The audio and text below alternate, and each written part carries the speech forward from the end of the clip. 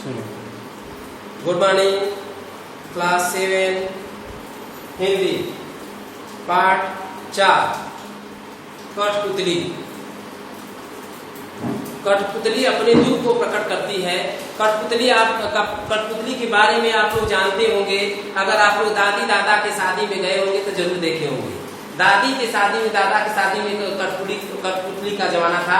अब इस मॉडर्न युग में कठपुतली का अस्तित्व समाप्त हो गया, क्योंकि कठपुतली ये कहती है, कठपुतली गुस्से में उबली, मतलब वो गुस्सा होती है, क्यों अपने पर गुस्सा होती है। क्यों गुस्सा होती है? बोली ये धागे मेरे आगे पीछे क्यों बंधे हैं। मतलब ये धागा, कठपुतली क्या होती है, तो धागे की सहारा से ही नाचती है।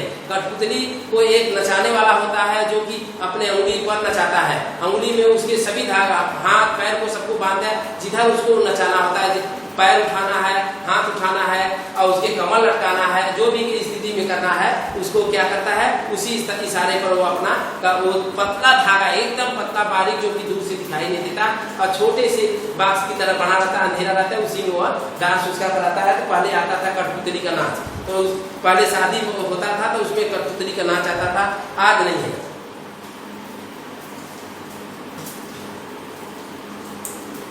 देखिए कहती है कठपुतली गुस्से से उबली, बोली ये धागे क्यों है मेरे आगे पीछे, ये धागे मेरे आगे पीछे क्यों बंधे हैं।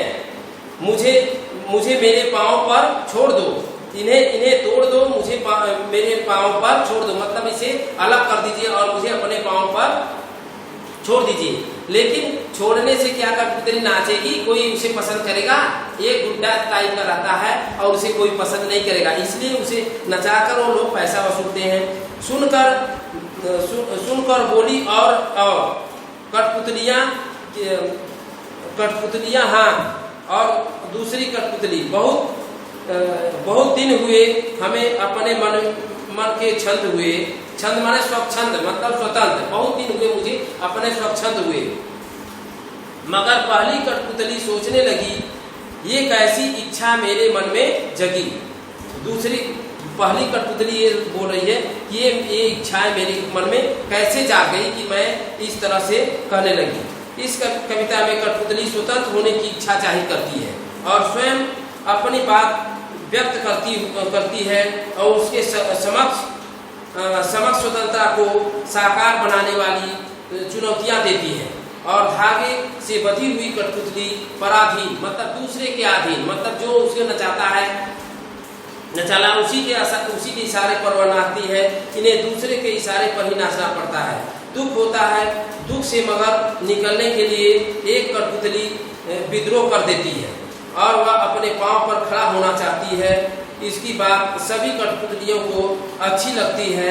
स्वतंत्र रहना कौन नहीं चाहता, लेकिन जब पहली कठपुतली पर सबको स्वतंत्रता की जिम्मेदारी आती है तो वह सोच समझकर कदम उठाना चाहती है और ये सब कहती है कि मुझे अपने पाँव पर छोड़ दो, इन धागों को तोड़ दो। इसलिए वह क्या होना चाहती है, स्वतंत्र होना चाहती है।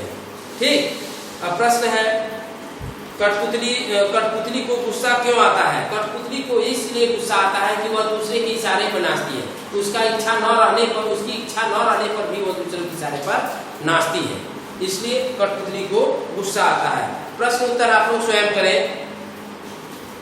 कठपुतली को अपने पांव पर खड़ी होने की इच्छा है, लेकिन वह क्यों नहीं खड़ी होती है? उसके मन में ये इच्छा है, लेकिन वह इसलिए नहीं खड़ी होती है क्योंकि वह धागों के सहारा से ही खड़ी होती है। बिना सहारा से वह खड़ी नहीं होती, क्योंकि वह क्या है, एक निर्जीव प्राणी है। Thank you.